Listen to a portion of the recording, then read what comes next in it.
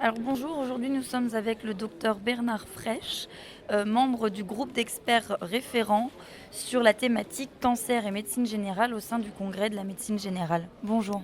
Bonjour, merci de votre invitation.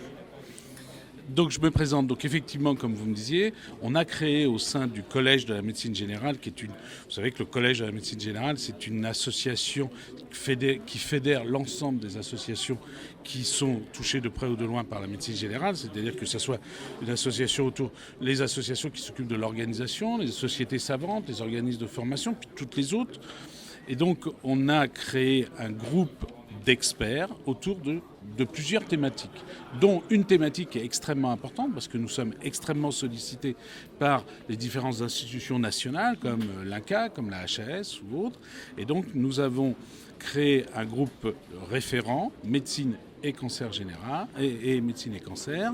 Et au sein de ce groupe, on retrouve à la fois des gens axés plus organisation de la santé, comme la responsable avec moi qui est Marie-Hélène Certain, comme des scientifiques, c'est-à-dire des chercheurs, des jeunes chercheurs, des chercheurs un petit peu moins jeunes, et des personnes qui sont investies sur la formation et dont leur thématique principale est le cancer.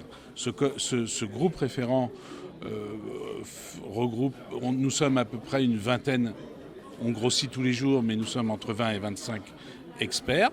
Et donc moi, avec Marie-Hélène Certain, je suis un des co-coordinateurs de ce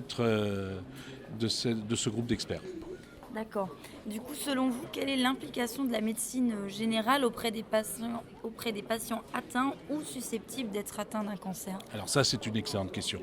Pourquoi c'est une excellente question? Parce qu'à la date d'aujourd'hui, la médecine générale, alors ça commence à évoluer, mais la médecine générale jusqu'à maintenant était très invisible vis-à-vis de la société dans son rôle auprès des patients atteints de cancer, mais aussi auprès des patients susceptibles d'être atteints. Et c'est vrai que beaucoup d'institutions qui tournent autour du cancer, ou tout ce grand monde des professionnels du cancer, considéraient que le médecin généraliste, en deux mots, il est là pour dépister, prévenir, dépister, et voilà, ça s'arrêtait là. Et le pendant cancer, voire après cancer, c'est pas bien défini. Donc il y avait une invisibilité. C'est pas que en France, c'est au niveau national, au niveau international aussi. On retrouve ça dans la littérature de cette invisibilité. Or, si on fait un petit peu le tour, en fait, le médecin généraliste, il est impliqué avant, il est impliqué pendant, il est impliqué après cancer.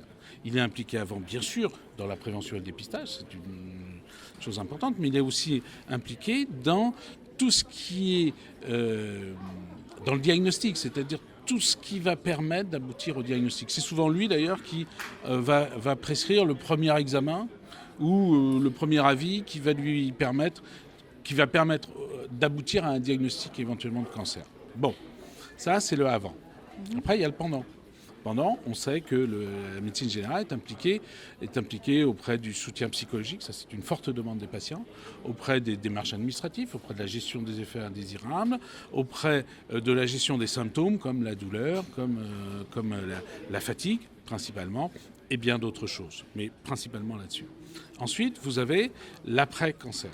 Il y a un passage très délicat qui est au moment où le patient lui dit que, dans le meilleur des cas, quand ça ne va pas jusqu'au décès, qu'on lui dit qu'il est guéri et qu'il n'a plus besoin de voir les professionnels du cancer. À ce moment-là, il y a un moment au moins d'humeur dépressive, de dépression, de retour à la vie normale. Et là, le médecin généraliste a un rôle important d'accompagnement.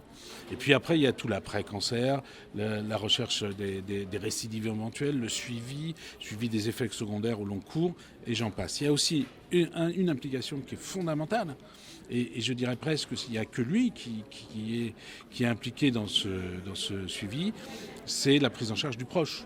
Hier, il y a eu une présentation, on nous a expliqué que, par exemple, notre ami, le professeur Michel Aubin là, du Canada, qui est médecin de famille, nous a expliqué que dans le cancer du poumon, qui est un cancer grave, eh ben, la personne qui souffre le plus, souvent, c'est le proche, le conjoint, les enfants. Et donc, cette prise en charge du proche, c'est souvent pas les professionnels de santé, les professionnels du cancer qui le prennent en charge, c'est souvent le médecin généraliste. Alors, il y a plein d'autres champs d'implication, qui est les implications dans le soin de soutien, les implications dans le choix de l'équipe qu'on va le choix de l'équipe d'adressage, c'est-à-dire on va adresser un patient quand on a une suspicion ou quand on a déjà un diagnostic. On va choisir dans une espèce de démarche négociée, peut-être pas une démarche partagée, mais une démarche négociée. On va choisir ensemble avec le patient l'équipe traitante. Et qui le fait? C'est souvent le médecin généraliste. Donc comme vous voyez, dans tous les champs d'implication autour du cancer, la médecine générale. Et il y a une autre implication qu'il ne faut pas oublier, c'est aussi le soin palliatif. Les médecins généralistes sont des médecins qui gèrent le soin palliatif à domicile. Alors bien sûr qu'il existe des unités de soins palliatifs mobiles, mais elles ne font pas tout. Et le médecin généraliste prend en charge le patient souvent et les proches jusqu'au malheureusement au décès du patient quand l'issue est fatale. Je vous remercie pour ces explications très complètes. Bonne journée. Merci de votre invitation en tout cas.